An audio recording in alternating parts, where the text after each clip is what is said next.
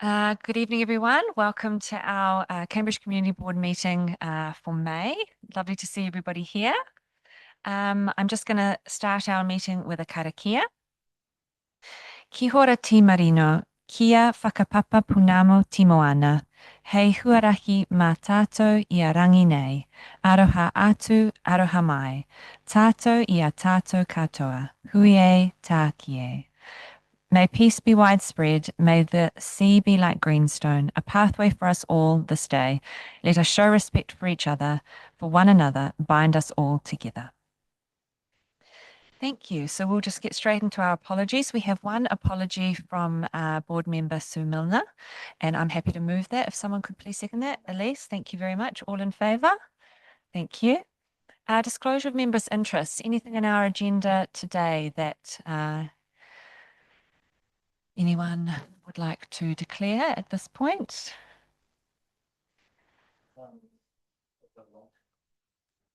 Long-term plan consultation, obviously, I'll keep out of the submission. Yes. With your indulgence, I'll cross the floor and sit with Absolutely. staff when you're discussing it, so I can answer questions. Yes, that's fine. That's fine. Same for you, Philip. Okay.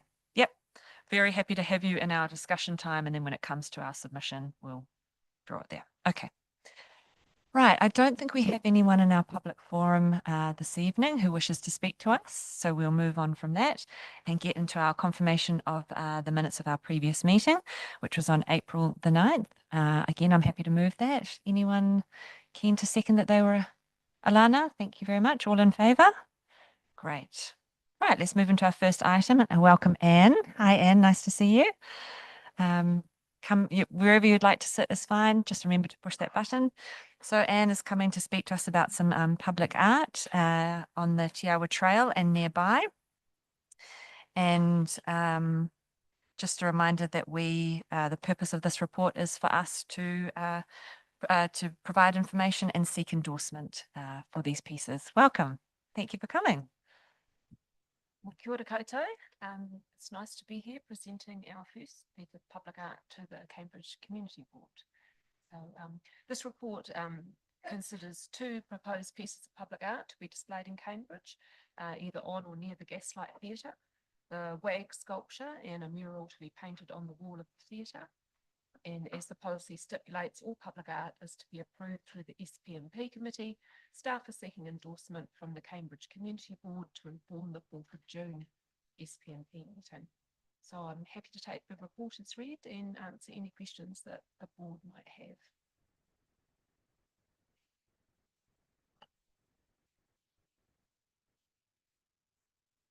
Apologies. Does anyone have any questions for Anne or general discussion points on these pieces of art and their location? Yes. Yeah. Thanks. Hi, Anne. Thanks for that. It's great to see this come through. Very exciting. Can you just confirm for us, please, with the iwi and mana whenua considerations, has anyone there actually been consulted, or is it assumed that they're not affected? We've made that assumption that they've not been affected. I did have a very brief chat with Shane Toroki about the site, and there's no concerns from what respect. It's just something that we wanted to check because of the proximity to the hour. No, thank you for that. Certainly when it comes to the moving of the WAG sculpture, that seems entirely appropriate that it move from its current location to an area where dogs are off leash and are able to run. And it's an amazing piece, and I think it'll be very much at home where it is. So that's great. And the mural itself, to me, is very fitting for that location. Looks beautiful. And the longevity of that paint is pretty good as per the report. It's going to last the distance. Yeah, it will also be covered with a graffiti guard as kind of per usual practice for that type of mural. So yeah, it should have a long lifespan. We have a similar one on the side of the Te Awamutu Museum. Right. I think it's 10 or more years now, and it probably needs a little touch up now, but it's lasted really well. Mm. Is there any specific lighting that's going to be down there for the mural in particular? Not that I'm aware of. Okay. No. Okay. Any further questions, Elise? Do you have any or points of no? Happy? Andrew? Happy with this? No? Our councillors? Happy to hear from you? The only, yeah, sorry. Yeah, it's great to have it down there. It's brilliant because there's going to be some more artwork along the cycleway there. There's already 2 pieces there now, and I know Tiawa are looking at purchasing more along the cycleway, so that'll be really good just to keep growing that along. So it's awesome. Yeah. Yeah, no, I think for me it's entirely appropriate to move WAG, and the mural is very fitting there. So I'm very happy to move our recommendation, unless there's any other information you'd like to provide us. No? Great. Okay. So we are going to receive Anne's report, and we are going to endorse the public art loan of the sculpture WAG, and we're going to endorse the proposed mural artwork for the Strategic Planning and Policy Committee meeting. I'm happy to move that, and Alana is going to second. All in favour, please. Thank you. Right, carried. Thank you so much. Really appreciate you coming. Thank you. And now we're going to move very quickly on to our long-term plan submission. Welcome, Melissa and Kirsty. Lovely to see you. So this opens a time for us to discuss the long-term plan. We have Yolanda there online. I can see her. Thank you very much for joining us. The community board has, yeah, please, Mike, go ahead. Community board has been waiting for an opportunity to really have a good look at this document and ask questions. And now our time has come. And so thank you so much for being here and to answer our questions and consideration. This is a complex document, but it's entirely appropriate that a community board ask questions and seek clarifications and get a better understanding of this important document. So please, thank you. Thank you. Yes, so very pleased to be able to say that we are now open for consultation. And obviously we've got quite a hefty engagement program planned, the details of which are included in the consultation document. We had the Cambridge Farmers Market on Saturday, which was a great success, and obviously the drop-in session just before this meeting, which was also quite well attended. Consultation is open until the 9th of June, and I guess the purpose of this report is just to provide an opportunity to ask for you to ask questions and to determine if you would like to make a submission as a collective. That's probably all from me. Thank you. Right. I'd like to open for questions to either Yolanda or Melissa or Kirsty. Andrew, did you want to start? I think you should. Yes. Just make sure that microphone's on.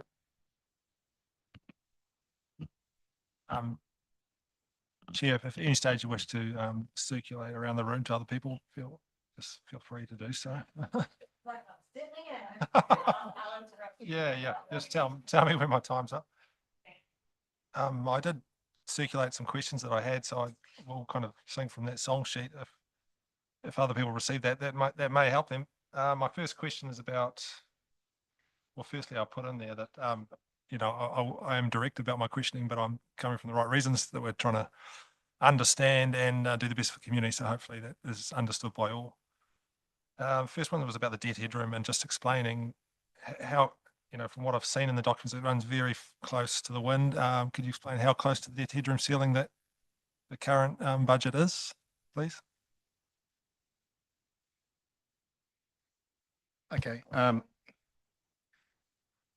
Yolanda and I have kind of agreed that we'll do a tag team, and seeing I was in the room, I might generally start unless I straight away call a friend, and Yolanda is going to jump in whenever I'm not. Great. Fantastic. Okay. Yolanda, give me a wave if. Yeah, sure. We've actually had a run through. So, yeah. Hey, and just to be perfectly clear, what I asked if I could sit on this side of the table because I chair the finance committee. Obviously, Philippa and I are here in dual roles, and it felt kind of stupid for me to sit there, not participate in your questioning, where I can add much more value from this side of the table, giving the sort of elected member lens over what the staff are saying. And Andrew, to your point, about questioning, look, roll it on, fully welcome it. If we can't answer it, we'll come back with answers. Okay. But I've long thought that Cambridge Community Board should be interrogating this sort of stuff really well, and should be developing its understanding of the financial situation of council. It's probably for me a little bit of a weakness of the community boards that they don't get quite exposed enough to it. And the more you know about it, that just sort of, the more engaged you can be and the more useful you can be in your representation role. So yeah, all good. Okay. Debt headroom is your first question. Yeah, look, the debt headroom is really, it is quite tight. It's one of the significant financial constraints we've got. I describe it that there's two big financial constraints, one being debt headroom, the other being community affordability. Okay. And we've been close to debt headroom all of this financial year, and it endures for the first few years of the long-term plan. Okay. As you know, we've been given seeing we're a high growth council, we've been allowed a bespoke covenant with the local government funding agency. We're allowed to borrow 3.5 times an adjusted revenue figure. Only high growth councils can do that. We applied for it and got it. One of the banking covenants, though, is that although 3.5 times this 3.5 times our revenue is our limit, our planning, we're only allowed to go to 3.3 times. So we've basically got a 0.2 built-in buffer. Yeah, look, the debt headroom, particularly under the 3.3, is extraordinarily tight. You're seeing that in the documents. It's in the it was actually in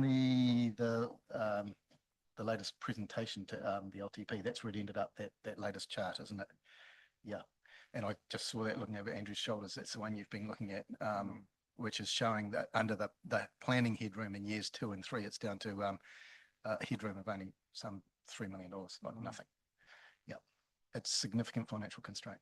And what happens if we run over by $2 million? What's the effect? We're in breach of our banking covenant, with the normal implications of that. It's not something that's you want to do. Yeah.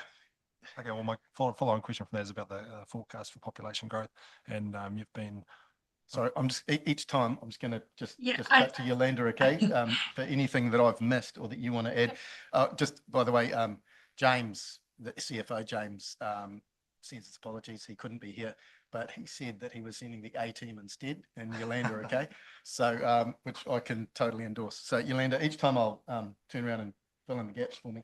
Yeah, I just want to say that can you hear me? Yep. Yep. Just want to say that if we do breach the 3.3 times adjusted revenue covenant limit, we still don't exceed our actual covenant with the LGFA. So we're not in breach of a covenant at that stage. They want to see that in our planning, we are planning for that buffer to be built in. So 3.3 versus 3.5. What levers can you pull if you're running behind budget? What are you going to do? You put the rates up, or what are your options in a yearly budgeting cycle? You mean if you're beginning to run foul of your debt ceiling? Yes. Yes. Slow capital down. Slow capital down. Capital expenditure. Okay, yes, and then I was following on about the growth forecasts for especially your revenue, isn't it? So you guys are confident that your forecasts for the population growth are suitable for your budget, but Audit New Zealand, who are independent and at arm's length, I don't know the right terminology, but have not been so confident. Can you just reassure the community that about your confidence in the population growth when I feel like things are slowing down? Like, have you taken that? Is that taken into account? Things are changing all the time. The economy, I hear on the news every day that we're in trouble. The Chamber of Commerce says business is slow. Is this affecting the population growth or not at all? How far ago are those population forecasts made? Are they up to date the last month, or are they a year ago? Or can you shed some light on that, please? You go first, I think Yolanda. Kirsty might be best placed just to talk about the population growth, and then I can just maybe respond to our approach in building the growth and the slowdown in the economy into our modelling. So through the chair, with regard to population growth, we, through our partnership with the Future Proof Partner Councils, Hamilton City, Waikato District, Waikato Regional Council and Waipa, as well as Matamata Piako, we engaged Te Mera of the University of Waikato to provide us with population projections. They are due to be revised this year, later in the year. Through working with Audit New Zealand, we recognised a need to reach out to them. So we actually obtained revised projections in March of this year, and they have been fed into our modelling. Thank you. So to recognise the slowdown in the economy, we have been really prudent in our growth assumption in the first 3 years. Initial indications from Infometrics, Brad Olson, indicated that it'll take a couple of years for us to return to the level of growth and economic well-being that we saw before COVID. So we were really prudent in the first couple of years. We also recognise that on top of the population growth, we also have expected growth in the industrial commercial section of the economy, where we have made available sufficient land to be able to develop our industrial commercial area. So that also factors into our growth modelling. I've just got a question for Elise on growth, so I'll come straight back to you. Is that okay? Just so otherwise I'll forget it and it'll Go, disappear go, from go. my brain. Thank you, team.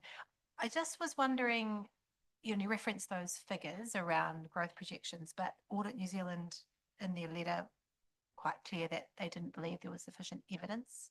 How does that, the justification for the figures you guys are basing it on, but then the auditors were like, that's not good enough for us. How does the community resolve that in their minds, I guess? So the council is saying this is right, audit saying something different. How do we resolve those two competing opinions? Kirsty, I think you should marshal the questions, otherwise I'll talk too much. So. Yes. Kirsty, I just have had someone from listening online who's just saying your voice is a little bit quiet. So if you can just bring that mic nice and close, we can make sure that we capture your words. Thank you. Thank you through the chair. So how about I kick off the response and then my teammates can jump in. So with regard to the growth projections, we have a difference of opinion with audit, and that's recognised with the issuing of the adverse opinion in respect of the growth assumptions. Audit have relied on population projections. Council has taken a more broad approach. So as I mentioned earlier, we have inputted the population projections provided by Te Mera, University of Waikato. We've also looked at the development agreements that have already, and resource consents that have been issued and have been operationalised. We acknowledge that with respect to industrial growth, that there are limitations for growth within the boundaries of Hamilton City. There has been work undertaken as part of the development of a future development strategy that's developed by the Future Proof Partners, housing and business capacity assessment modelling, and that what we understand is that there, because of the shortage for industrial growth in Hamilton, that there is flow-on impact to Waipa. So there are those other things that have been considered and inputted into the modelling. The staff recommendation to the elected members at the extraordinary council meeting on the 8th of May, when we presented that report, we advised elected members that we were working to the best available information that we have at this time. We have undertaken, I guess, assessments and considered the feedback from Audit New Zealand. We acknowledge also that we will be required to undertake a long-term plan amendment if the community and council decision is to proceed to a water CCO operative the 1st of July 2026. So we will be continuing to look at our projections and our modelling that will feed into that process also. But just so there's a long-term plan amendment coming up in 1 year if we do the water CCO, and then the next long-term plan cycle is only 2 years after that. So there is a much more frequent review of this than usual, which it gives me some confidence that we're going to be looking at this and the evidence base will be building through time. It's not a whole 3 years before we get to look at this.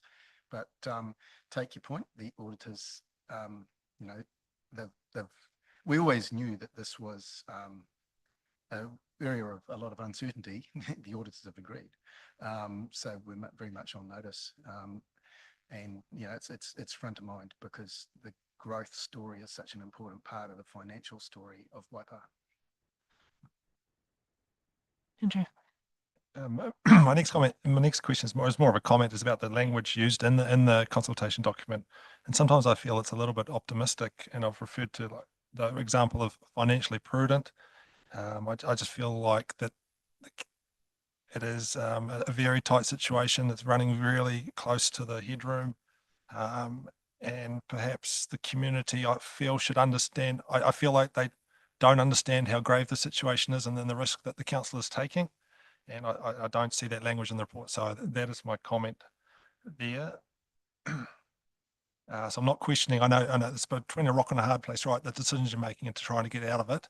But if I made an example there, if you were really financially prudent, you would look to cut spending more, and then that hasn't been chosen to be done. So that's why I thought financially prudent is not a good terminology. Like headcount hasn't been advertised as being reduced, service levels are being maintained, not reduced. Those are options that could be taken to give yourselves more clearance from headroom or the massive rate rises that we're going to experience.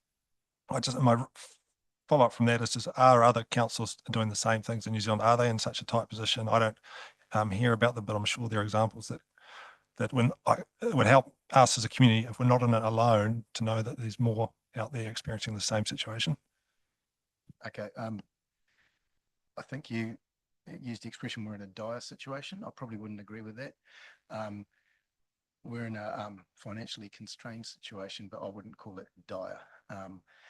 And the other high growth councils, we're lumped in with tier 1 high growth councils, Auckland, Tauranga, Hamilton, us, Christchurch, I think.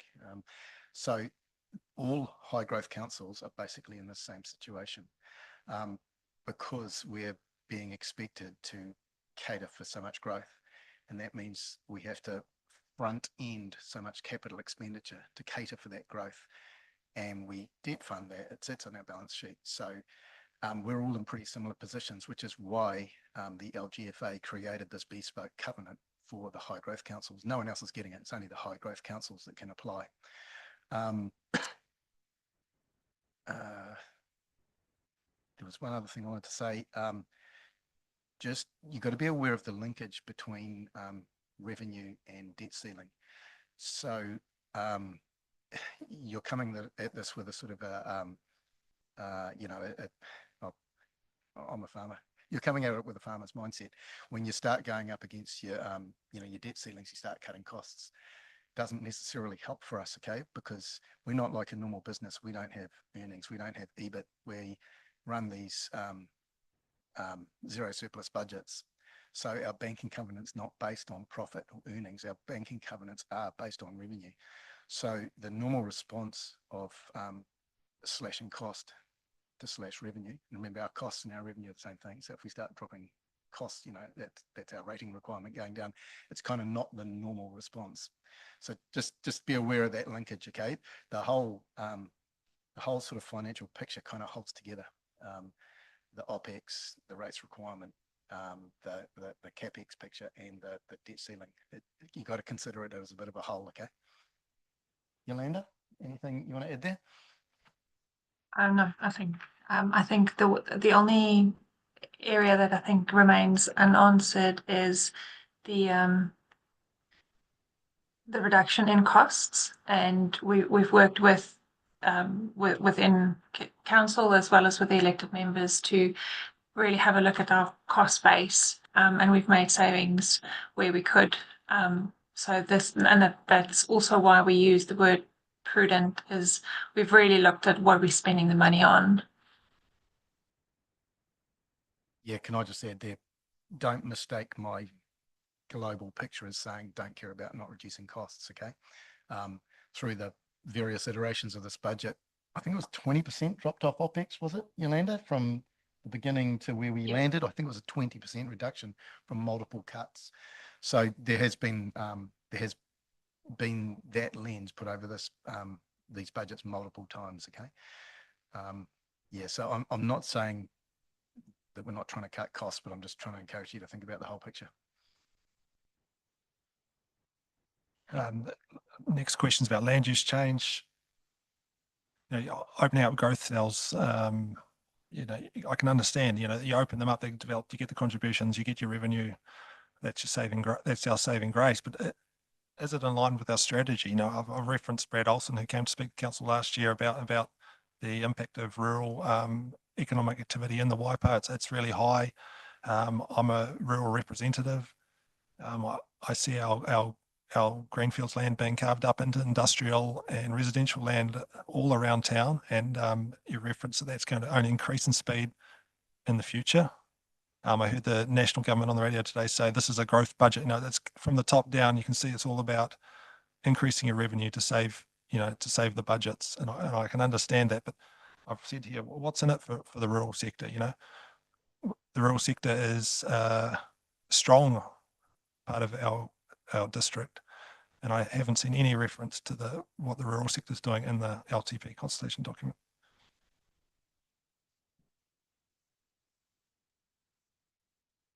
So thank you through the chair. In relation to the first part of your question, so central government imposes on us legislative and policy requirements to provide for development. So that is through legislation, through things such as the National Policy Statement, Urban Development, and recognise, as has been mentioned several times in our responses to you, that we are a Tier 1 growth council, given our proximity to Hamilton. So we have obligations to comply with. You're probably also familiar with Waipa 2050 growth strategy that was last reviewed in 2017 and is to be further reviewed in this next financial year, beginning 1st of July 2025. And the purpose of that is really to ensure that we plan our growth.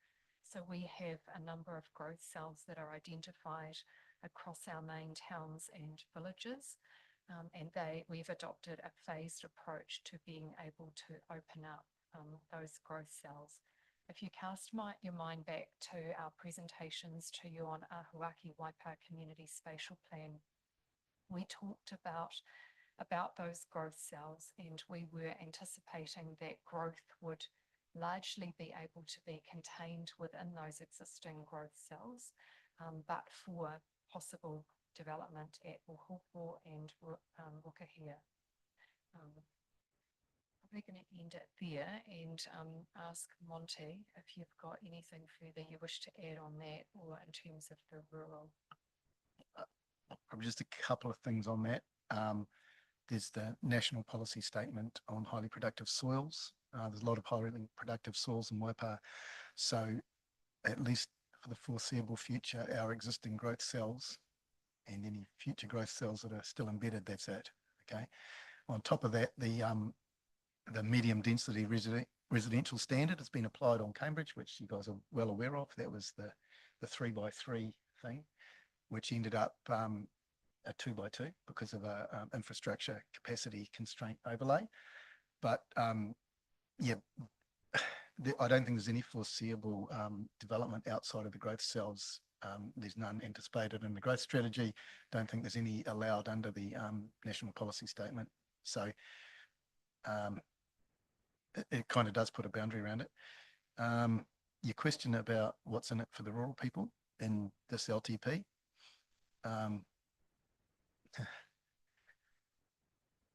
There's probably nothing specific. I would probably point you to a sort of the Ahuaki has got a whole component of that is the rural economy.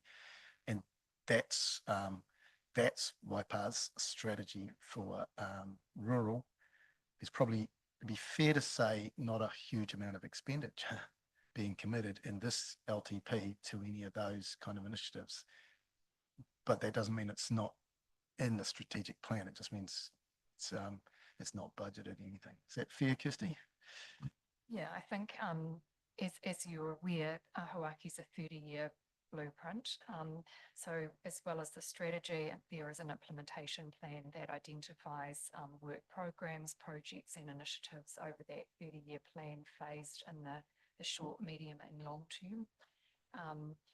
We are close to coming out to the community with an economic wellbeing strategy, which does have elements of that do provide for a rural economy.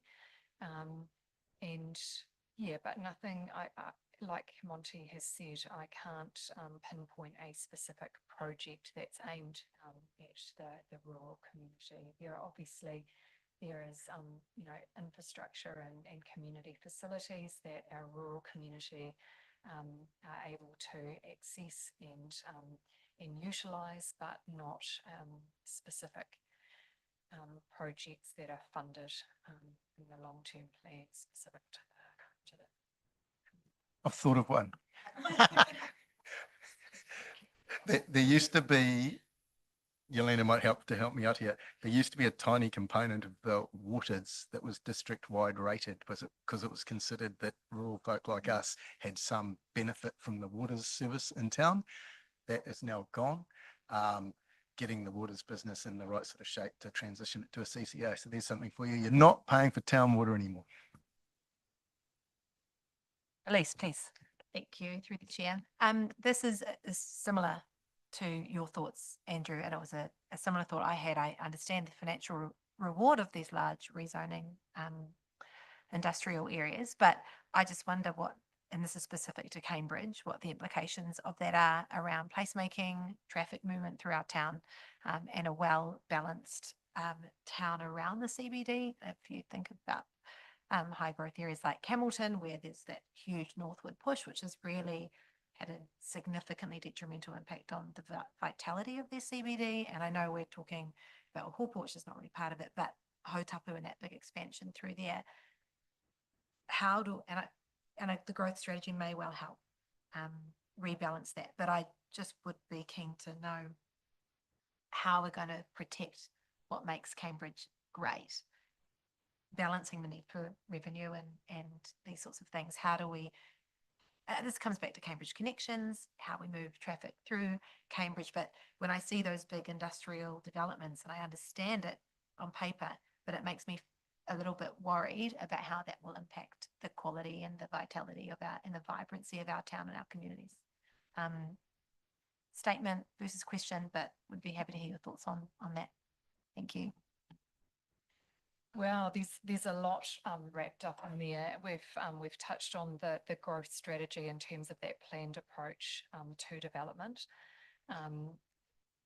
In 2019, we approved a Cambridge Town Concept Plan refresh, which has quite a focus on the central business district of Cambridge, with a real emphasis on enhancing the vibrancy of the CBD. And the community board, through your strategic plan and objectives, have actually highlighted that as part of your planning. Hawaki, of course, the Waipa Community Spatial Plan, is very much about delivering on our vision to build connected communities. There are key themes or focus areas within that around the economy. So initiatives to enhance the economy, to draw people into our towns and villages. In terms of our planning, we identify the importance of community public spaces. So there is a need to acknowledge we need different housing types. As if we have more dense housing, smaller housing, then we're required to, or we have a desire to provide for parks and facilities, walkways, community facilities. Look, we've got concept plan for Lake Te Utu, which is, bringing people together, looking at how we provide opportunities for cultural connection, and also looking at events, the tourism, and how we can encourage those to come to Waipa, which produce a number of benefits, economic benefits, vibrancy, social and environmental benefits too. So look, I think that's probably, we could talk a lot about that. Happy to have an offline conversation or a follow-up conversation. But yeah, I've just touched on some highlights. Yeah, there well may be others that wish to add. Yes, back to you, Elise. Sorry, thank you. I think what's interesting around industrial development of Cambridge, we've been largely agricultural and then residential, and industrial is a kind of a new part of our growth, and I understand it, how it relates back to the growth strategy. But I think it would also be very interesting to think about how we might be able to do industrial development differently. Like, it was interesting, I was driving into Cambridge at night a couple of weeks ago, and the light pollution over Hautapu was kind of extraordinary for a small industrial area. And I was just, my mind is like, how does this impact the neighboring rural communities? What is this like to live near and be in? And you think about areas like Carter's Flat, which now is becoming commercially zoned, but how difficult that has been to navigate. And I guess my input around maybe a little less long-term plan, maybe more growth strategy, is that industrial development needs to be really well managed and maybe more creatively imagined than how it perhaps is done in other parts of New Zealand or other parts of the world, to maintain the vibrancy and the livability of those areas. So that's just a little a side note there. I guess that would be great to keep having those conversations about what industrial looks like in Cambridge and the surrounding regions. So I have other questions, but happy to pass it back to you, Andrew, for a turn. Kirsty, I'm sorry, the folks at home are still finding it hard to hear you. If you wouldn't mind speaking directly into your microphone, that way we're not missing anything. We're not missing anything. Yeah, it's very hard for them to hear you. Thank you so much. Andrew, can I come back to you? Yeah, Mike, just touching back to you, we talked about growth sales, and this will be it for the foreseeable future.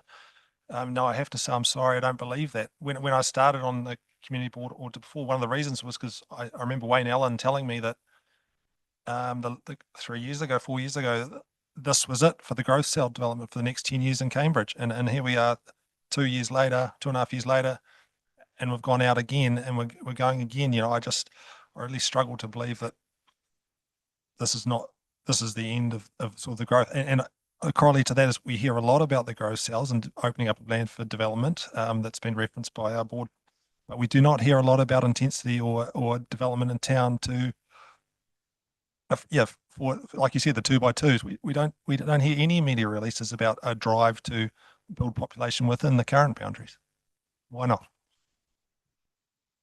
Okay, first of all, about the growth cells, I might be a little bit shaky on the dates here, but there was another national policy statement on urban development. I think it was 2019 off the top of my head, that brought forward the development of the future growth cells that were sitting there. I'm getting into planning stuff here. We need Wayne Allen, but that national policy statement was all about freeing up residential land. Okay, I might have to come back to you on the details. Otherwise I'm going to get lost here. So that's the growth cell bit. So I'll get you the facts on that, about what was future zoned, what became live zoned, and the timeline. Okay, we'll get that off Wayne. Secondly, the infill housing, the MDRS, medium density residential standard, is still fairly new, remember. I suspect, and remember, these things are developer driven, not us. We don't build these things. We enable it. We plan enable it. It's now sitting there plan enabled. I suspect you'll be seeing more of it. It's relatively recent that it's come into being, okay? I mean, I'm definitely seeing it around town, but there's no positivity or support. I don't know. I just don't see it. Whereas I see a lot of talk about going outside and growing our growth cells, opening up more land. 60 hectares in Hautapu more, you know, it's a lot of land. Yeah, I just would reiterate those were all growth cells that were sitting in the Waipa 2050 growth plan. These aren't new. They just got accelerated because of the thrust of the national policy statement on urban development. Okay, but I'll come back to you guys with that. Okay. Further LTP specific questions? Well, we've got the team there. Yep, Yeah, in reference to come. green shoots, you know, budget's reliant on probably some positivity rather than things getting worse. So could you delve into what these green shoots are? Yolanda's got a green shoot to announce that came out in Finance and Corporate today. Yeah, so I think from the modelling, we've assumed a growth in rating base for year one of 0.8%. But when we look at the information that's actually coming through on our database, that growth is actually 1.2%. So we've already achieved the growth target we had conservatively set for year one. Very good, very good. Next one is about development contributions. You know, we got into this a bit of a position where the drag on developing land and selling it mean the contributions haven't come in as early as the council budgeted. Just for a person, a layman, can you explain what's been changed and how development contributions are going to be done in the future to not put the council in such a similar type position? I'll start, and then Yolanda, you fill in where I go wrong. Okay.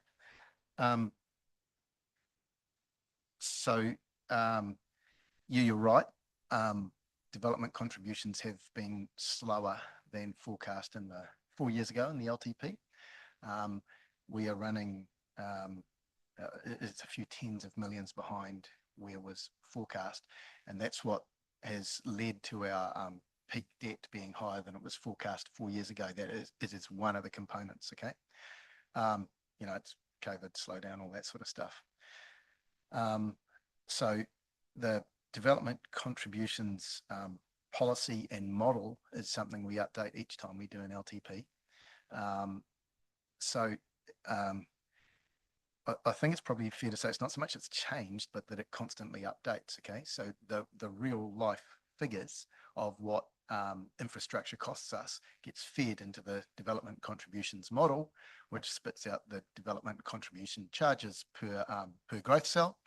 And those figures change each time we update our plans. I'm not sure if it does it every annual plan, but I'm not sure. Yolanda, help me out there. How often do we change the DC rates? We could do it every annual plan if we consult with our developers on it. Yeah. So those real life costs are feeding in. So the DCs inevitably kind of rise with inflation. Okay. So that's happening. The question you're getting at is our exposure to a slowdown in future, right?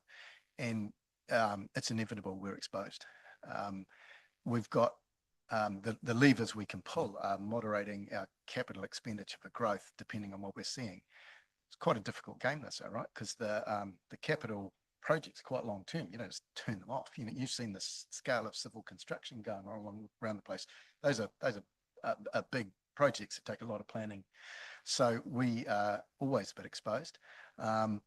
One feature of the DCs that you might not be aware of is that the finance cost of that development is also wrapped up in the DCs. Okay, so it's not just the capital cost of whatever infrastructure we're building, it's also the finance cost. And so it gets a bit techy. I won't go too far into this, but the finance cost is calculated for sort of the expected capacity of the project until the development has fully happened, and however many years that is due to take, that finance cost is baked into the DCs. So right from the beginning, people are paying for it, okay? And the interest costs associated with that infrastructure spend actually gets capitalized into the DC loans as we go. So there's something of a mitigation there, but we are never going to be fully insulated from future downturns. Yeah, it's why running a high growth council is especially hard, right? If you're completely stable, life's pretty easy. When you are being forced to cater for all this growth, funded off your balance sheet in advance, it's a difficult place to be. Yolanda, anything to add? But perhaps you No, might, you nothing might in the future have a different debt headroom multiple for, you might say, hey, we've got to tone it down a bit, not be so aggressive with our borrowing because we know this could happen. You know, if there be learnings that you change your financial policy because of such an event that's happened. Okay, yeah, there's a couple of things there. For starters, there's, you know, our preferred option is to migrate the waters business out to a CCO. One of the prime motivations for that is that they have much higher debt capacity than us because, you know, how we are allowed to go to 3.5 times the revenue figure. They're allowed to go to 5 times the revenue figure, still through the local government funding agency. But the local government funding agency trusts waters entity managed by a commercial board more than they trust Waipa governed by me. Okay, so that helps because it's quite a significant chunk of our growth capital expenditure is in the water space. So that moves out to a CCO with higher borrowing headroom, which and the aggregation of other councils kind of helps because you smooth out the peaks and the troughs in the borrowing program. So there's that. I had something else I was going to tell you about lessons learned. I wouldn't so much say it's lessons learned because don't forget, we're not doing this because we want to. We're doing this, we're responding to central government direction about catering for growth. And we finance it, you know, through our borrowings and our development contributions and so on. It's not the other way around. Don't think we're doing this to make money or doing this to prop up council. It's the other way around. Okay. Could it be a bit like a running race where all the runners, they've still got to finish, but they're going to be finishing later than you thought? Is there going to be a period in the next 5 years where perhaps all these contributions come home that were going to come home 2 years ago, and this year they're actually going to be coming home because the sections are out there waiting, you know? And then is that going to be ahead of budget? You can't kind of, you have to be cautious in your budgets going forwards, but that could be a pro to the budget in the medium future. If you look in the financial material online, which I know you've got, it's got a forecast, the whole 9 years forecast P&L basically, which shows, because the development contributions come in through the P&L, they come in as an income item, and it shows them there. Okay, so it's showing our forecasts, which are directly related back to the growth figures, etc. Okay, so look, it's something that we're going to have to watch really, really closely. It's a key financial metric and risk. So we have to be carefully watching the growth, modeling the growth, and planning for it. And your levers that you've got to pull, which are basically slowing down your capital, they're not immediate. So you got to have good forecasting. You've got to be looking ahead. But yeah, look, I hear you. I feel the risk. Don't worry. Just come to Elise and then come back to you, Andrew. Want to add anything on that? It's quite funny, Andrew.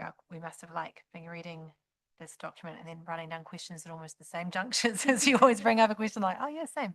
So thank you. Lots of what I had to ask about DCs you've now covered. And I guess that was my main question is, can we better predict and control for the unexpected changes in growth?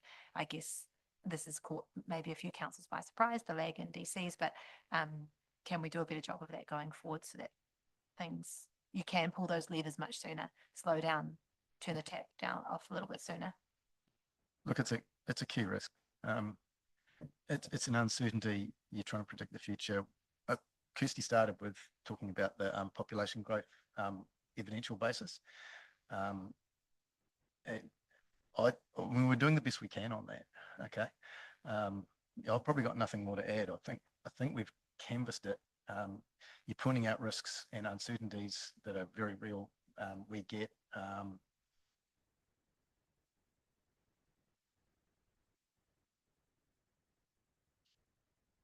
yeah, okay. Yeah. So in our enterprise risk management framework, we have 10 top risks, I think. And this is up there. This is one of them. So we are thinking about it all the time. But I mean, I may totally have misconstrued this from over the last few years, but I sort of felt like that the lag in DCs that Waipa District Council received over the last few years was something of a surprise. Like it felt like, oh, this has not turned out how we expected. So I hear you, and I may have not understood that properly. I think that's probably fair. Andrew Brown, who was my predecessor as chair of the finance committee, because I was running the same argument, have we been too bullish? And he goes, for most of his time there that they've had DCs, they were running way ahead of budget. He said it was embarrassing how fast they were pulling in DCs. So look, predicting the future is really, really hard. You've got to do it on an evidential basis. You've got to do the best you can. You've got to proceed with caution.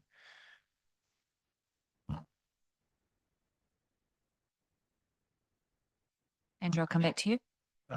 Housing for the elderly. You know, I own a house, and I know that if I rented my house, it would never pay for the mortgage that I have on my house. So my question about is this a financial? It's not ethical about your decision to run housing for the elderly. It's just, does the income cover the costs of operating that part of the budget or not? It's a separate business activity, Andrew, within the organisation. So all the costs associated, so it's run out of a separate fund. So the revenue generated from that and the expenses incurred for that is run separately. So there's no cross-subsidising between general rates and the housing for the elderly. That includes the capital cost of building the housing? Yes, it would. Okay, I questioned the property team recently about how much of our debt headroom was being utilised by the pension housing portfolio. Off the top of my head, I think it was about $2 million of headroom. So that is probably, it's very contained, the whole pension housing business. It's utilising a tiny bit of our borrowing headroom, and that's not always been the case. That's just been because Vale Court, I believe, and it's funding the borrowing, right? But it's on our balance sheet, so there's a little bit of impact on our headroom. I do have people from community saying that it's not core business for a council to be operating that. So it's good to have information that I can feed back that it's not a handbrake on the finances. Hey, and I've asked similar questions, Andrew, when I first got to council, and I wanted to sort of explore the origins of our pension housing. How did that come about? And I think it was Chief Executive Gary Diet said to me, some government sometime in the past funded territorial authorities to do this, okay? And ever since Waipa has had this portfolio, it's been spinning along, generating its own revenue, generating its own reinvestment capital. And look, my sense is around the council table, there's pretty strong support for continuing that service, right? I haven't heard anyone saying anything other.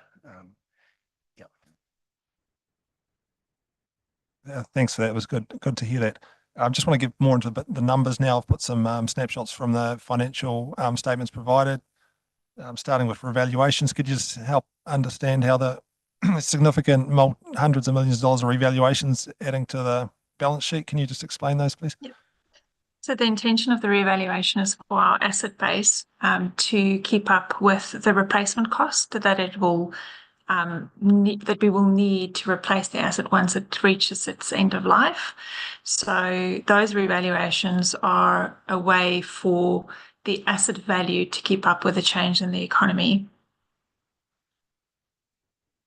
And so your debt is actually all based on the revenue multiple, and it's not about your asset to debt ratio. No, it's not. It's revenues the driver for our debt limit. Yeah, our debt to equity position is so ridiculously luxurious. Would be the envy of every business. But yeah, it's not even an issue. It's not even one of our banking covenants, right? It's all about yeah, it's all about revenue and interest. Rates multiples. Those are the things they're looking at. So following on from that, it was to the bottom line. The equity was nearly going up by 60 to 80% over the 9 years, and that's just all driven by the revaluation of the assets over that time. Yes, it's mainly driven by the asset revaluations. It's quite staggering. Right at the moment, we've got $2.8 billion of assets in Waipa. Waipa's not that big. It's only 60,000 people, but it's got $2.8 billion of community-owned assets that underpins the value of all our properties, and it underpins everything, all our lives. So $2.8 billion of community-owned assets underpinning $35 billion of privately held real estate. It's quite staggering. And by the end of this 9 years, that's going to be $4.1 billion of community-owned assets. And that massive appreciation in value, the revaluations, it is a really fair indicator of the replacement cost, and therefore the renewals that we need to be putting in year on year to maintain the value of what we've got. If you start falling behind, awfully hard to catch up with numbers that big. If you're perhaps a entrepreneurial farmer or a land developer, it's all about your asset value. And, you just go to the bank and your assets can revalue and it's going up 20%, they'll give you more money. So I suppose the way I'm coming from is the council is not using this as an advantage to make itself more comfortable with its debt headroom. It's got no relation. Correct. These are funny assets, right? These aren't assets like you think of assets. We can't sell them. We can't make profit out of them. They're as much a liability as they're an asset, because every year, right at the moment, we have to fund $40 million of depreciation to keep those assets in their current state. So, yeah, previous CFO Ken said this to me. He said, assets, liabilities, take your pick. Yeah, they're different how a business thinks about its assets. So, yeah. And that's why the equity figure is so high. It's these revaluations just going one way. Yep. Yeah, thank you. Okay, so just the debt, as you can see in the 9 years, we're taking more debt for the first half and then budgeted to pay some back at the end. So can you just talk about your, other things that you've got locked in? I've talked about interest rates. How do you know you're going to be able to pay that back? Have you got an interest rate fixed for a long period of time, which enables you to budget to say you can do that? Or in 4 years' time, interest rates are going to be completely different to what they are today. So how do you know you're going to be able to pay back the debt that you're borrowing today? So we work on the best information that we get from our Treasury advisor. So they do look at the market and projections as well as historical trends. And they provide us with a significant assumption that we apply when we model our loans. So that is the best information we have that we use to determine what the interest expense might be. I think when Melissa, right at the foundation level of this, the key forecasting assumptions, one of them is interest rates, is it not? There's a key forecasting assumption around interest rates based on the advice of Bancorp Treasury Services. And we do have a Treasury policy, which, as you'd be used to, forward fixes a certain amount. Yolanda, are you in a position to sort of give a sense of how far ahead and what kind of amounts the Treasury policy is fixing? Off the top of my head, I'm going to struggle. I don't have that information at hand, Monty, sorry. Okay, it got reported to Finance and Corporate today. It's one of our standard graphs we get reported because we have this policy, just like you used to at Fonterra, of how much has to be hedged. It's something we always monitor that we're within policy.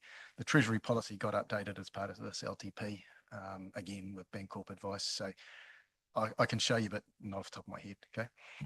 But it's not up to your complete choice. No, you must have a mandate, and you've got to do X for 1 year, Y for 5 years, Z for 9 years, because you've got an LTP for 9 years. Is there some policy like that all councils have to follow? No, I don't believe it's mandated. I believe it's our Treasury policy. Correct me if I'm wrong, anyone? Yes, I think it's our Treasury policy. And Bancorp also monitors our actual loan book or portfolio against those limits that we have set in the Treasury policy. Is the Waipa District Council's Treasury policy? Yes. And it is something that we reviewed as part of this. Okay. Yeah. Yeah, it's part of the 3,000 pages of supporting documents. You can see it. It's the Treasury policy. Okay. And it is something that we monitor through F&C as part of the standard reporting suite that we are within the policy parameters. Look, it's a pretty techy document. I wouldn't recommend you read it, but Bancorp come and talk to us about it. That's supposed to give me a lot of confidence. I'm not sure, but but anyway, yeah, thank you for your answers. That's good. Andrew, I'll just come, unless are you finished that line of, okay, perfect. I'll come to Elise and then I'll come back to you. Now this, I might be moving to the future, like life after this long-term plan, but let's assume the community with the water, Waikato Water's done well, decides to move to a CCO, like, and you reference the amendment. And I'd just love to know a little bit more about what that looks like, assuming the community is pro that, because if I'm looking at this as the community, I'm like, well, we've got a lot of pressure, but if we didn't have to pay for water, that would take the pressure off a little bit. So what, that's going to inform their decisions potentially around moving to a CCO as an option. So what does that then look like in terms of the LTP amendment? Do we go back to the community? Are projects put on the table? What is there? They say, hey, we've now got this little pile of cash and we're going to spend it A, B, C, and D. What does that look like? Because it's not, I guess, happened in our last 6 years. I have the same question, Elise. Well done. Yeah. Through the chair, we're required to undertake an LTP amendment if the decision is made to transfer water assets and services out of council to a CCO at the 1st of July 2026. The reason being that our 9-year plan, long-term plan, currently includes water services. That long-term plan amendment is not required to be consulted on with the community. It is required to be audited. However, as you're aware, ordinarily we would do a long-term plan 3 yearly. We're in a 2-year cycle because we did an enhanced annual plan for this current year. So that means we will be immediately starting to prepare our next long-term plan. That is required to be adopted to come into effect. So by the 30th of June 2027, to come into effect 1st of July 2027 for a 10-year period. So that that amendment would then remove waters from the current long-term plan. Yeah. Sorry, just to be clear, that's all it would do, and then it wouldn't be like, now we've got some spend, that would be pushed forward into the next round of consultation at the next LTP. Am I understanding that right? Yeah, I mean, we would remove waters, would consider what the consequential impacts of that would be. Right now, the organisation has quite a comprehensive work stream looking at transition planning for what our organisation will look like if waters is removed. But there would be, I guess, a more comprehensive, complete review in developing the 27-37 long-term plan. Yeah. Yeah, sort of from a commercial perspective, remember that when the waters business migrates out, it takes a whole lot of debt with it, but it takes a whole lot of revenue with it. Okay, so and it's a really significant chunk of Waipa would transfer across. Sort of indicatively, given we've been spending so much on waters, and quite a lot of our debt is tied up with waters, and quite a lot of our infrastructure is quite new, like the Cambridge Wastewater Treatment Plant, $100 million down there, brand new. It seems at this stage, as if slightly more debt than revenue will be walking out the door. So it'll be a slight easing, but don't expect like a pot of cash. Yeah, okay, because we still have a whole lot of growth capex tied up in non-waters assets that are still sitting on our balance sheet the same. Okay. Andrew. My next question is about the capital expenditure budgeted for 9 years, reducing over time, and our assets increasing. And you said you're not going to fund the depreciation the first half. Surely it's going to catch up. You're going to have to spend more in the latter years. Can you just explain why the capital expenditure for increased asset base is decreasing over 9 years?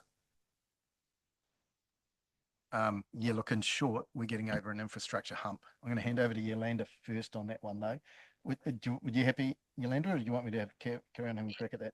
I just want to understand the comment that the asset value is going down. Is the CapEx values going down? Okay, so the investment year on year, so it's that CapEx amount that you see is what we will be spending on the capital investment for that year. That would all be capitalized to our asset base. So the increase in our asset base is the CapEx that we're spending, plus the revaluation that we talked about earlier to arrive at our closing asset value.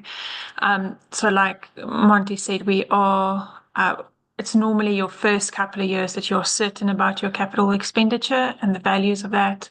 And then it does taper off towards the end. What we've tried to do with this LTP is not look at a year, not a 3-year or a 4-year plan, but rather look at what do we need to do in the next 9 years and assign appropriate costing to those investments, something like the TA wastewater treatment plant that we are looking at investing on in the later part of the plan. So I wouldn't say it's a investment is tapering off, it's just the timing of the planned investment in infrastructure. And with respect to the depreciation question, so we're not fully funding depreciation in the first 3 years. It catches up by year 6, I believe, and that was purely to smooth the rates requirement, because took the view that the rates requirement is a significant enough increase in the first 3 years. We didn't want to make that even worse by having to. So it's a smoothing taking place. There's a really startling figure here. Every $1 million you spend or collect is 1% of rates, which is quite staggering, really. That's for next year, because that's how the maths works. Okay, so if we're underfunding depreciation just by a few single millions, that's a few percent of rates which we get to collect later on. And these are really long-lived assets, so if it means I wouldn't live with doing this for long, but as a method of smoothing your rates requirements, I mean, we do that all the time in our own businesses. So yeah, it passes my prudence test. Elise. I have something positive to say. And that's the question time sheet in this LTP is really great. It's really open-ended. It points people to important documents where something has changed, or it might give them context for the decisions you're making. And compared to previous LTPs that we've looked at, which have been very kind of pigeonholed and say yes or no, this is great. I think it really promotes people to think critically about what you're asking them and sends them in the right direction. So I just say well done on that. I think that's all my sticky notes done. I don't know how everyone's going. Andrew. Reserve funding, the statement in the LTP consultation document says, as I've got provided, to manage the level of rates increases over the 9-year period of the plan, we have drawn down on all the reserves we had. Then I went further into your literature to read that reserve policy shows that asset sales and contributions can only be held in reserve. So how can they be used for rates relief? So it's for our rates accounting, we are very deliberate, and if we collect revenue or receive revenue for a specific purpose, we keep it in a reserve for that specific purpose. So if we apply reserves to alleviate rates, it would have been collected from that type of rate in a previous year and not utilized, whether it's reduction in spending or timing of expenditure. So if, for instance, our water activities, if we do have more revenue collected than what we actually use in a year, that surplus goes and sits in the reserve. We can then apply the reserve to reduce future water rates to ease the burden on our ratepayers. So specific purpose reserves we keep separate, and we only apply it to the purpose that we had collected it for. Okay, so your policy is unchanged. You've just clarified that for me. Yes. Okay, thank you for that. My next one is about the debt for projects and just a bit about the attitude towards debt and it's the comments about intergenerational projects. And you've said you're willing to take debt on projects because they are long-term intergenerational and that can be passed on to future generations. And my comment was that, you know, every generation there's going to be a new intergenerational project. So why do we keep passing it on to the next generation? Can you comment a bit about that? Yeah, this is a sort of philosophical issue, right? There's three options. You can either pre-fund stuff, in which case you would have had to have overrated the past 20 years of ratepayers. Let's use Cambridge Wastewater Treatment Plant. It's a really good example to think of. We had to come up with $100 million. We could have pre-rated and had the cash to do it, which would have been pretty unfair on those people because they weren't around to benefit from it. We could, well, in theory, you could get today's ratepayers this year to pay for the whole project cost. It'd be completely unaffordable. The number of water-connected ratepayers in Cambridge, having to shell out 100 million would be tough. Or, given these are very long-lived projects, you debt fund them, you spread them over a very long period of time, and the people who are paying both the principal back and the interest back are the people who are using that infrastructure asset over the time. It's kind of a public policy sort of discussion. It's a little bit philosophical, but I think it's pretty obvious that debt funding and taking that approach so that the users of the asset are the ones paying both the principal and interest makes sense. And just to your point about there's always a next generation, this is a rolling wall. When again you've got an asset base as big as we've got, there's always something, and that's how you're doing it. You're debt funding it, and you are always borrowing, always paying back. It's this rolling wall of financing big capital projects. Yeah, I would suggest that the wording financially prudent would be to take a reserve in advance, just like saving to build a house or saving to buy something. So the council is not prepared to save money to, you know, LTP, I want to do a new library in year 9. Let's save for 9 years in advance rather than at year 9 borrow $20 million.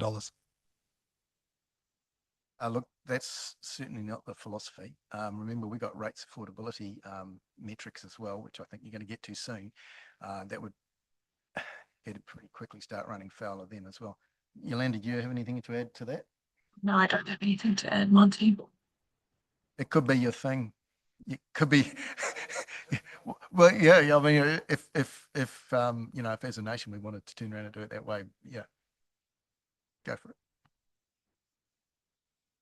Elise. Thank you. One more sticky note. This is quite a number specific question.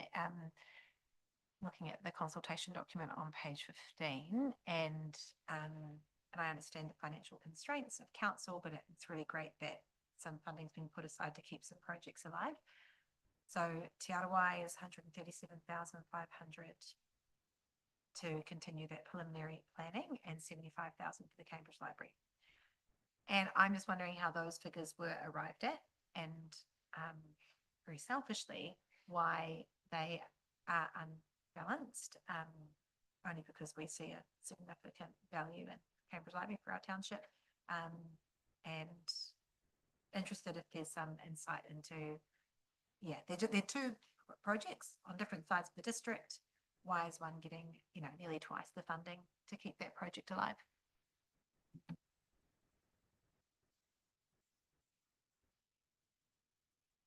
Through the chair, and we don't have the answer to that specific question on hand, but we will follow up with the activity managers and come back to you on that. Yeah, thanks, Kirsty. Thinking about it, there was a rationale behind it, behind where those numbers came from. I just can't remember it. Okay.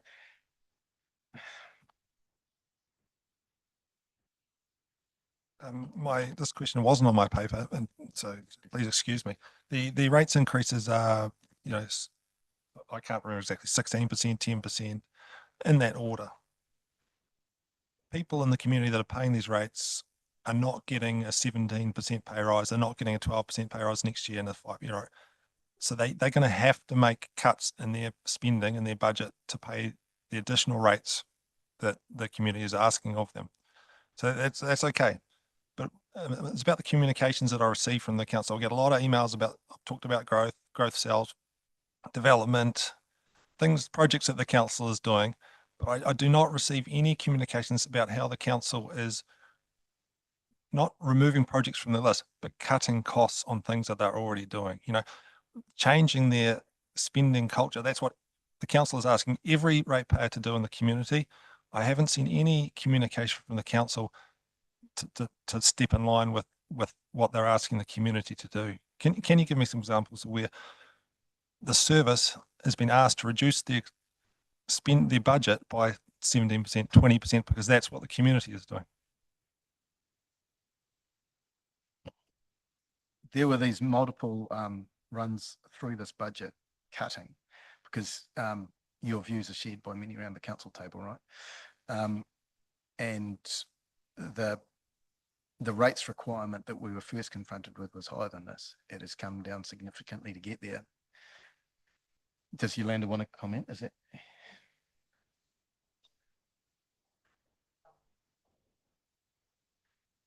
Okay, Yolanda, you have.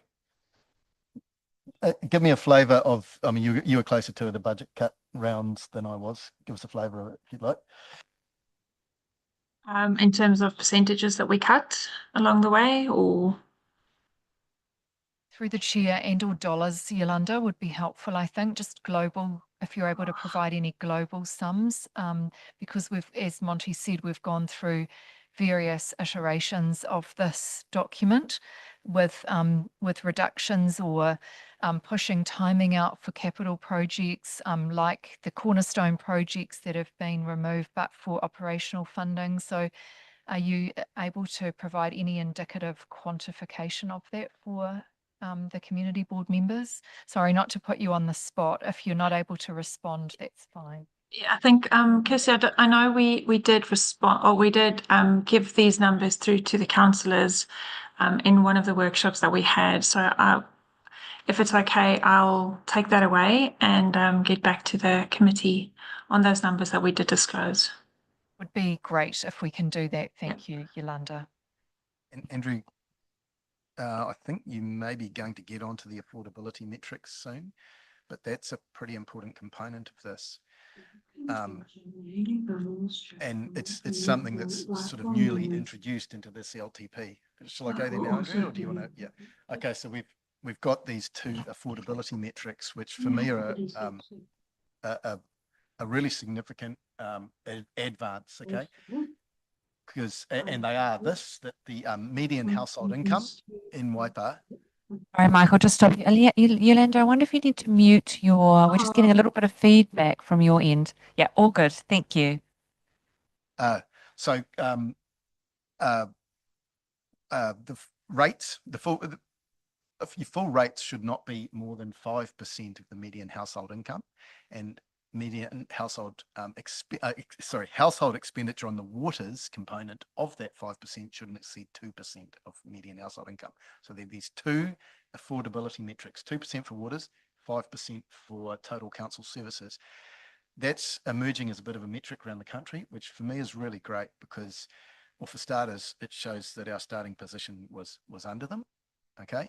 And it puts some discipline on us in terms of what is affordable. We're no longer sitting around the table arguing about, what's affordable. We've actually got some data that it's something of a benchmark that we can use to discipline ourselves and to compare ourselves with others. Okay. So that helps. And look, I'm going to stick my neck out a little bit here and into personal views here. Arguably, rates in New Zealand have been too cheap for too long, and that's why we've got an infrastructure deficit.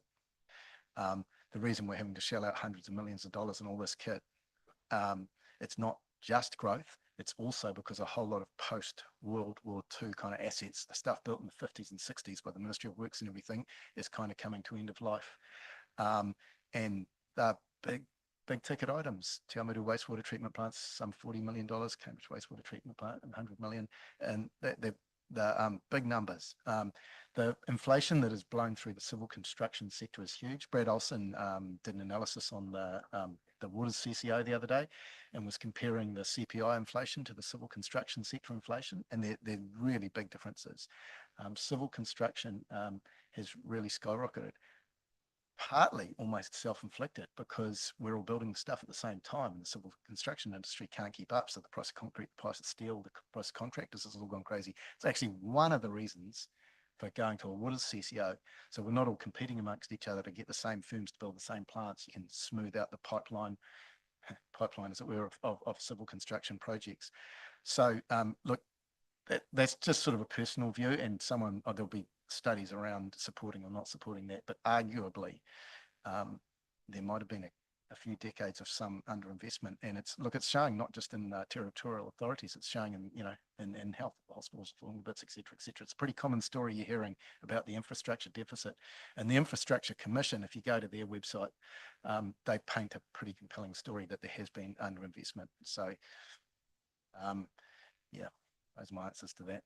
Look, I totally hear you about the affordability. It's not comfortable for us sitting around. There's a lot of debate around the table about this, but we're constantly making these balancing decisions between affordability, what we fund through debt, and yet the things we have to do. Have I shown you guys the pyramid that we use for decision making? We have at the bottom the stuff we have to do. The next, looking after what we've got. It's in the consultation document. It's that pyramid. Then next, maintaining levels of service, and finally, anything we do on top, anything that doesn't fall into the other categories, has to be consistent with Ahuaki, our long-term strategic plan. So we're sitting there, you're making these balancing decisions. There's ever-present pressure to reduce rates. Look, for me, it's actually probably one of the failings of local democracy is that you tend to get people who underspend on infrastructure because you have a short-term benefit from cutting rates, long-term pain from infrastructure falling to bits. It's not going to be your problem. It's going to be someone else's problem. It's going to be a kid's problem. So for me, looking after what we've got, funding the depreciation, doing the renewals is pretty important. Otherwise, you're really just stealing from your kids. Sorry to go back, Yolanda and Mike, just my question about reducing expenditure is not so much just drawing a line through particular projects or deferring capital expenditure. It's more about the culture, and we're asking our ratepayers, perhaps they go to the supermarket, instead of buying Sanitarium, now they've got to buy PAMS because they've got to reduce 17%. Are we as a council saying to a contractor, take your contract back, you've got to come back 20% on what you're doing? Instead of building a brand new cycle path, we're delaying the cycle path and just doing the road. Instead of planting the vermin natives, are we just putting in grass? I'd like to see examples where the council has said we've got to cut our cloth to suit, not just drawing lines through things, which is I see as first, but quite easy. Is there examples that I'm referring to like that, making the tough calls on expenditure? I'm going to deal with that in two parts. First, your question about contract tenders. All our contracts go out to competitive tender, right? And it's a competitive marketplace out there. The more competitive it is, the better. Again, one of the reasons why you might be considering Wooders CCO. It's got more financial horsepower, more clout. It's going to have more sway with the civil construction sector. So, I mean, the more competitive that market gets, the better. And that's a story for whole of New Zealand, right? We're quite a small economy. It's not super competitive in parts. So your point about council philosophy, look, around the council table, this is a constant refrain, okay?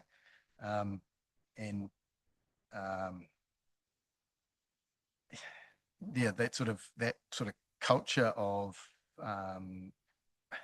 not overspending is definitely very prevalent around the councillors, and the staff totally get it as well. So can I give you examples beyond the sort of percentage cuts we were talking before in the multiple iterations through the budget? Look, not specifically off the top of my head, but what replace? Oh, okay.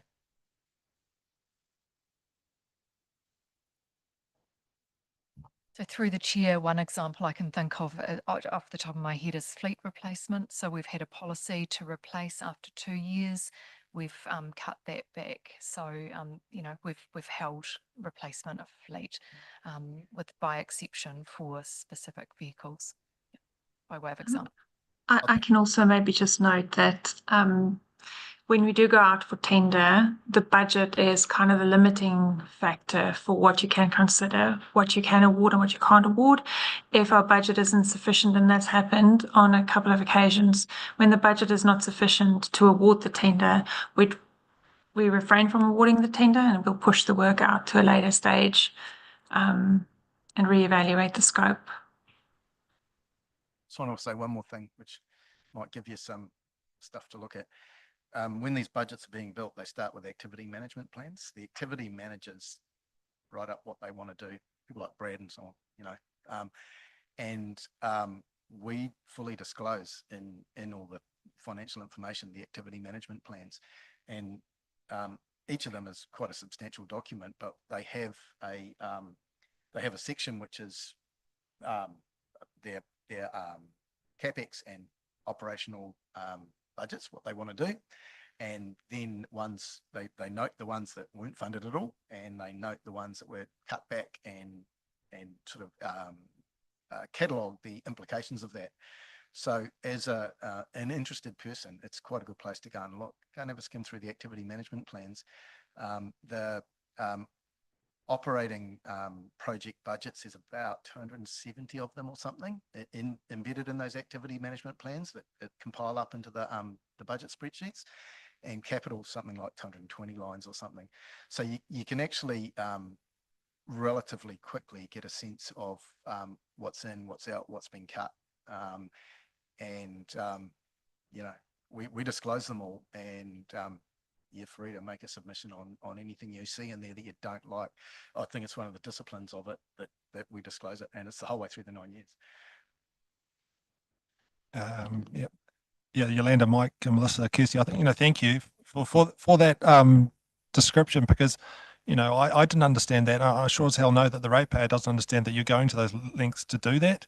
So that's probably just about the communication that I've been mentioning tonight. I don't see that. I don't see it ever coming across in the marketing, which I get emails every single day. I never see anything like this. And to know that you are doing that and working on that hard, I think the community will respect that, and we should hear a lot more about it, that you're really digging in and doing the mahi. We know you are, but showing the community you are doing that to help them with the rates increases. So that's like good to hear, and thank you. And just tell us more about it would be my feedback on that. Yeah, that's a great point, Andrew. Thank you very much for articulating that. Absolutely. Anyone else with any further questions? I had two, but they were asked, so I'm happy with that. Alana, anything from you? You're happy with the discussion? No, that's okay. I know I've been quiet, but I feel like I try to keep up with the council meetings and everything. So through the process, I felt that there have been a lot of opportunities to be really well informed with what's going on.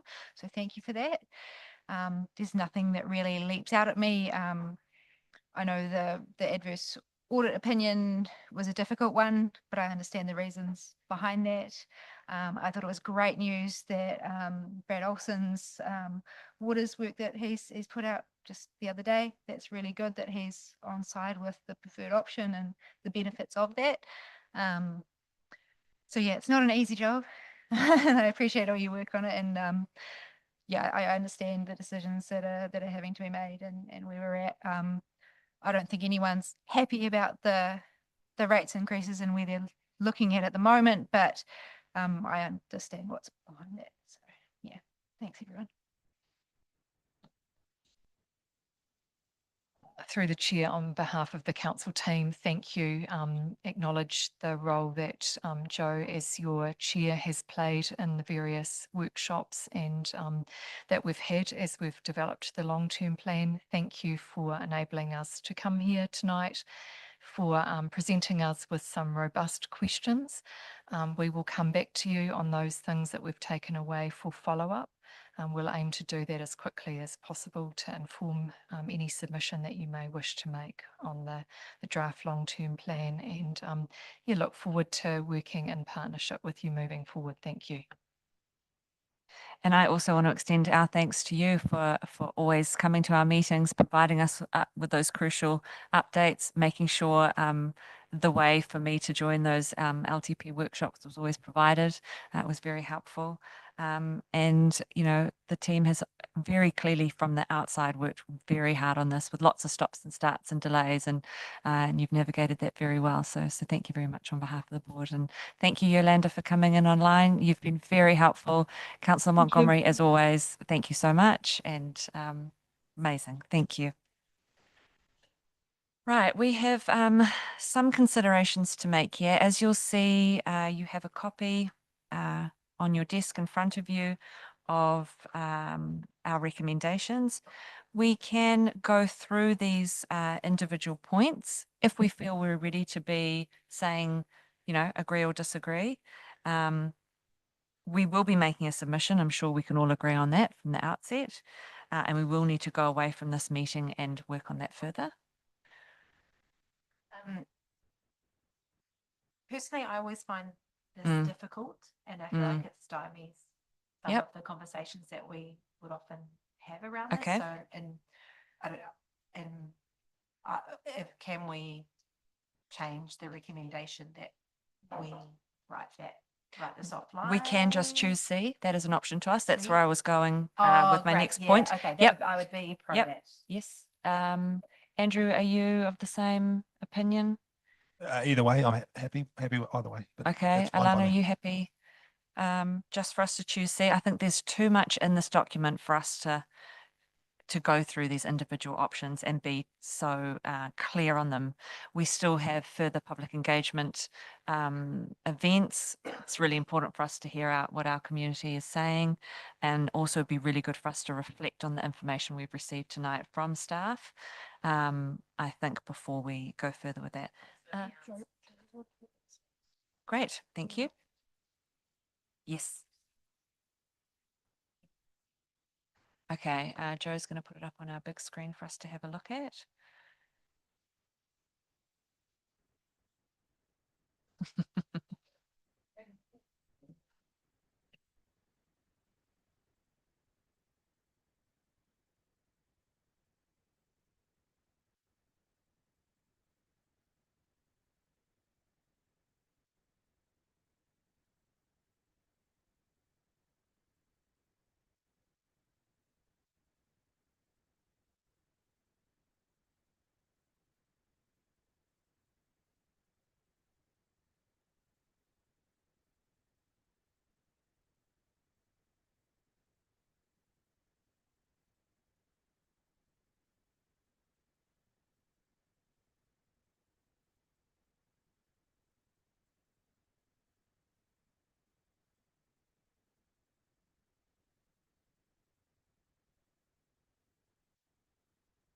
Is there any feedback from the consultation so far with the community?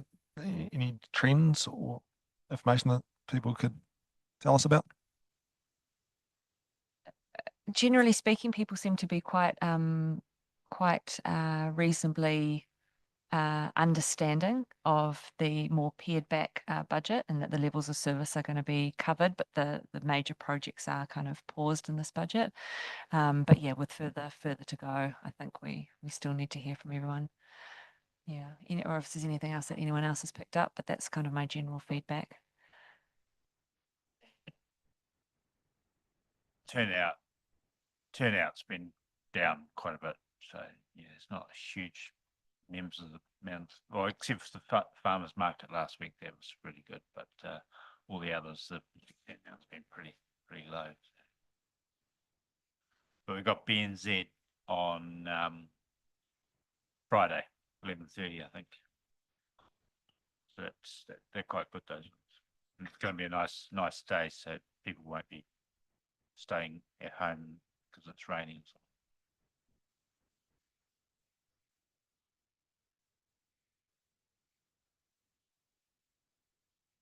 No, all good. We're just waiting for our resolution to come up on screen. So we are going to be receiving Melissa's report. titled the 2025 to 34 Long-Term Plan Submission Report. We are going to agree as a group to make a submission on the draft 2025-34 Long-Term Plan, and we are going to delegate the authority to Chairperson Davies Colley to prepare and finalise the Community Board submission to that long-term plan in consultation with the other board members. Yes, absolutely. Andrew is going to move that. And Elise is going to second that. All in favour? Aye, great. Carried. Thank you very much. Thank you, Joe. Right, now we move back to Joe for our Sister Cities Reimbursement and Pop-Up Edible Gardens Fund. I'll hand over to you, Joe. Thank you.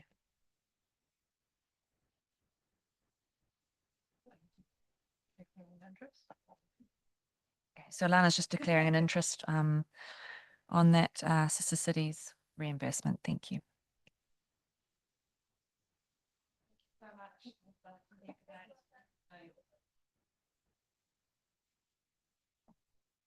Good evening. This report here, we've got two different requests for expenditure. One of them relates to a recent gift that was received from the citizens of Bahoro, and a need to provide a suitable frame for that so that we can keep it in terms of its longevity. So that is to reimburse board member Mackay.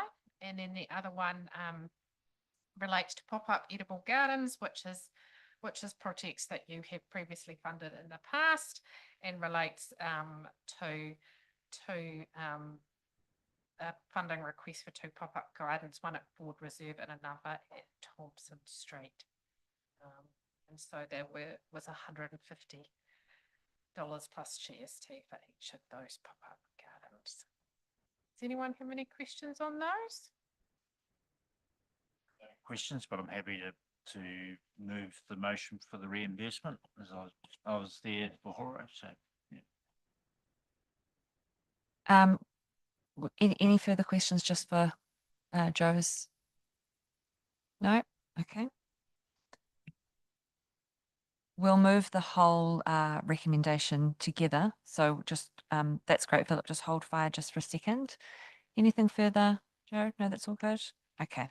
Right, so we'll receive Joe's report. We'll approve the payment of $144.99 to reimburse member Mackay for the frame for the traditional silk received from Pohoro. And we will approve the payment of $150 plus GST towards costs associated with the Thompson Street pop-up edible garden. There's two, there's the Ford Reserve and Thompson Street, so it would be 300. That's right. And we approve payment of $150 plus towards costs associated with the Ford Reserve pop-up edible garden from the funding allocated for future projects at the Cambridge Community Board. Oh, good. And Philip is happy to move. I'll second that. And all in favour? I'll say aye. Thank you. That's carried. Awesome.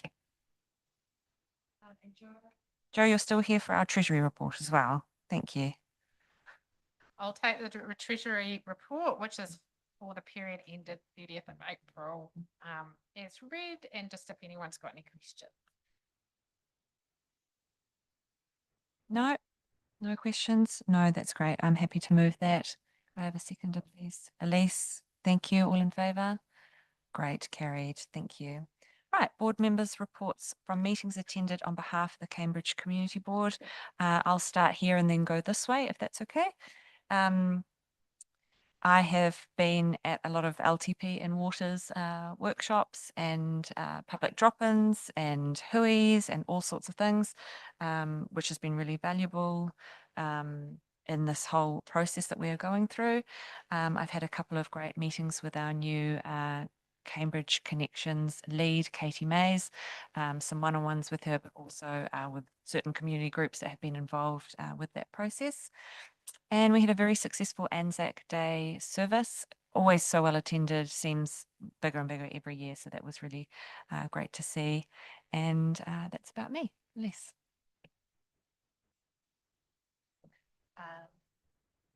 I didn't advance market LTP drop-in session.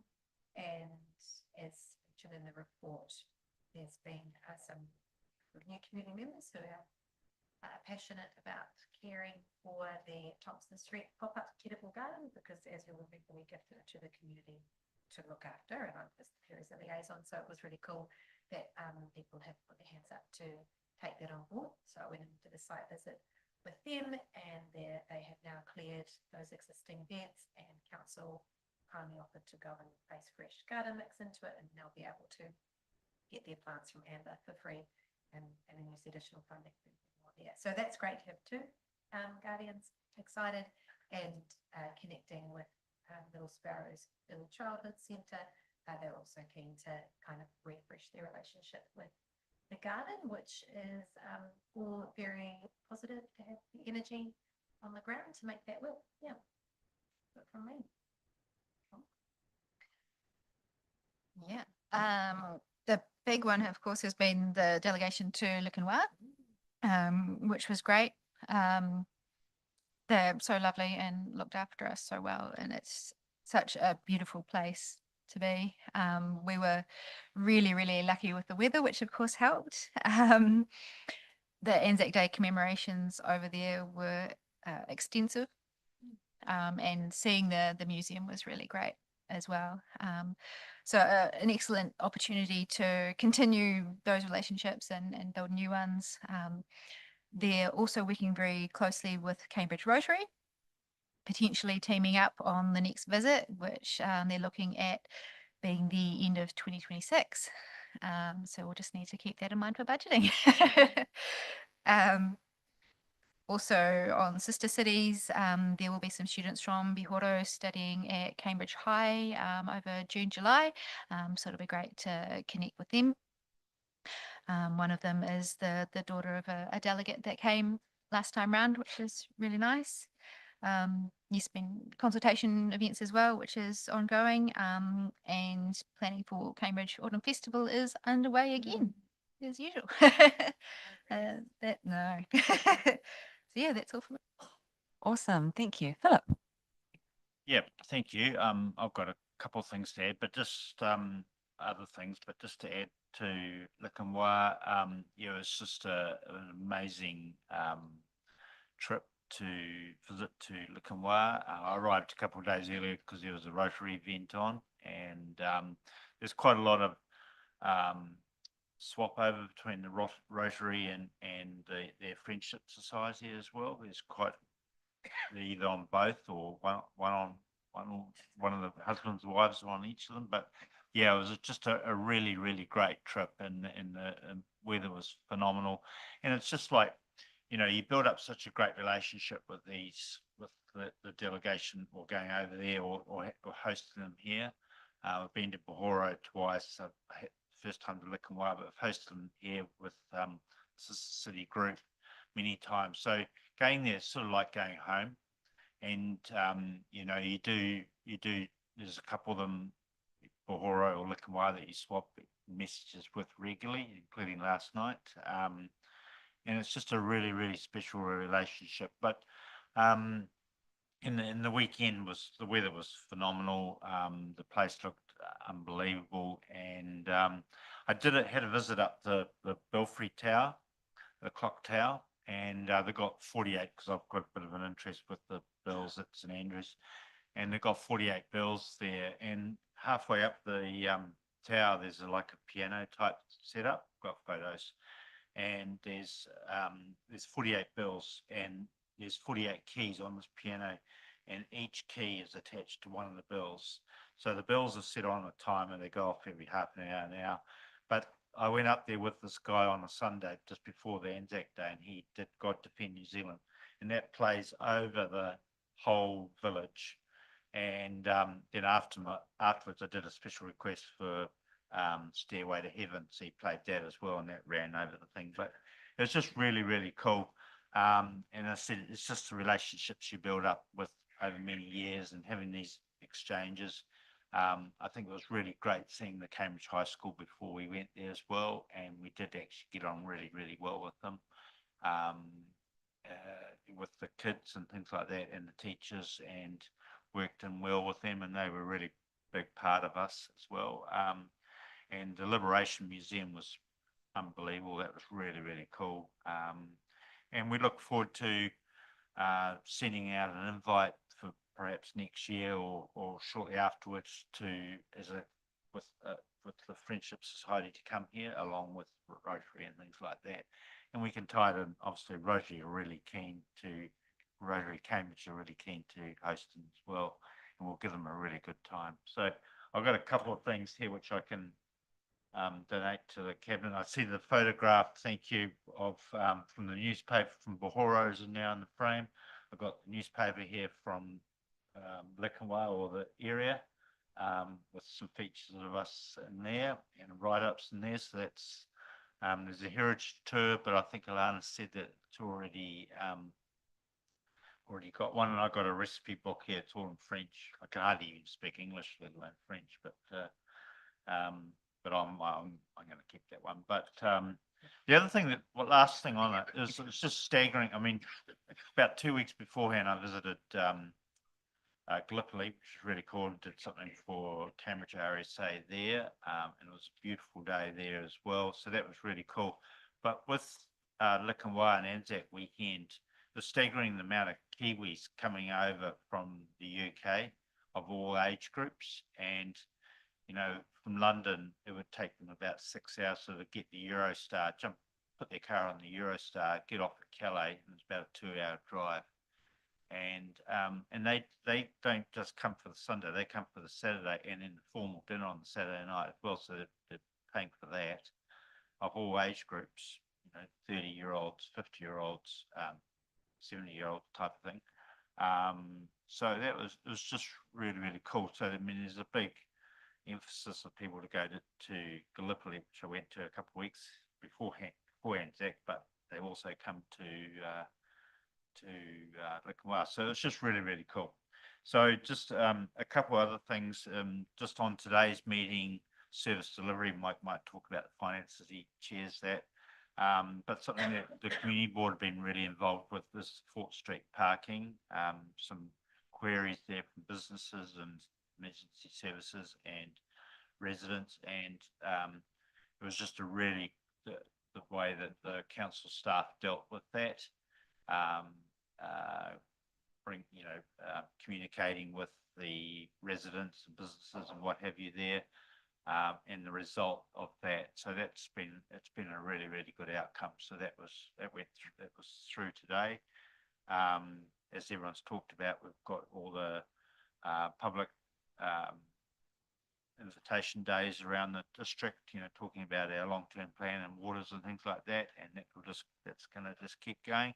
As I said, the numbers have been down a little bit, and we've got a Zone 2 meeting on Friday over in Tiara. So that's like all the councils, all the mayors and CEs and councillors all getting together every 3 or 4 months, and there'll be more discussions on water amongst many other things too. So it's about it from me anyway. So yep, thank you. Great, thank you, Philip. Andrew. A week or so ago, I went to the Safer Cambridge Trust meeting at Cooney Law. There was some discussion about a few items. One, 5 Stags in Leamington has been advertised in the media about some fights in there, and perhaps the liquor license being reviewed. So, the feedback was they're kind of feeling the heat's the only place that's open late. Everyone goes there. So discussion whether it's their fault or it's just the nature of being the last place in town where that all ends up. So there was Deb from the police was talking about that. So that was interesting. The Safer Cambridge Trust has the AGM next month, June the 12th, if anyone's wanting to attend. The community patrol man, Dave, Neil Bridgeland usually does it, but he's away. Dave is his 2IC. He said that Cambridge has double the community patrol call outs of Te Awamutu. So for those in council, the Safer Cambridge Trust is desperate for funding, really. They've got 2 great staff and they're running the community patrol. There is a big shortfall, and they do a lot in our community. So just be aware of that.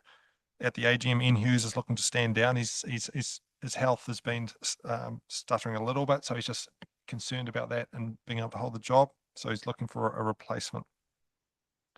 Last night, I think it was last night, the commercial property group posted by Phil Mackay was last night. And then they had the CEO from the Hamilton Airport, which Waipa, as we know, is a shareholder.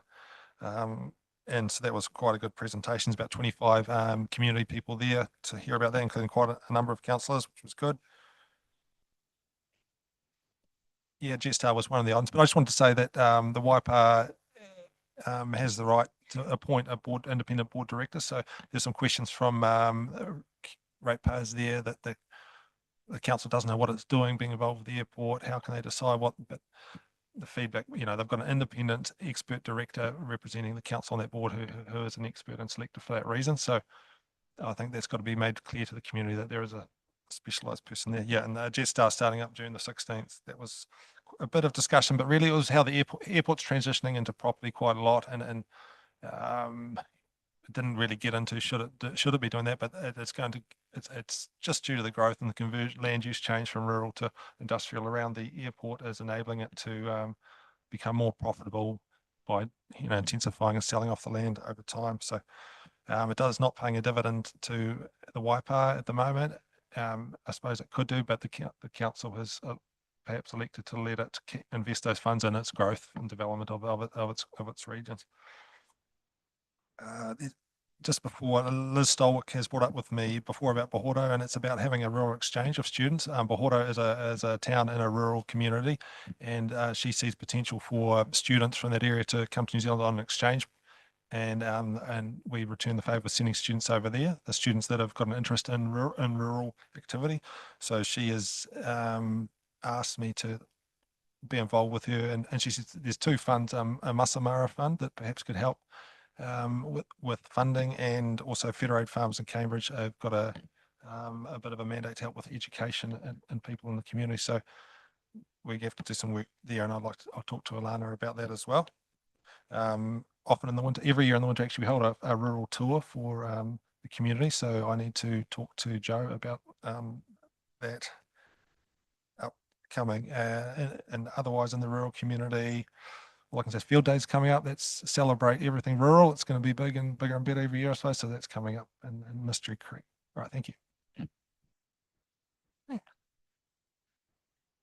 Look, my life has been LTP and waters. I think you're fully briefed. I've got nothing more to add. Okay, great. Thank you. Right. Now we will come to the date of our next meeting, which is at 6 p.m. on Tuesday, the 24th of June. And I will just close. Yeah. And we're going to close our meeting now with our closing karakia. Tipo hihiri, tipo rarama, tipo o te whakaro, tipo o te tangata, tipo o te aroha, ko inei napo, I here ni I a tātou, mauri ora ki a tātou, haumie hui e tā ki e. Thank you, everyone.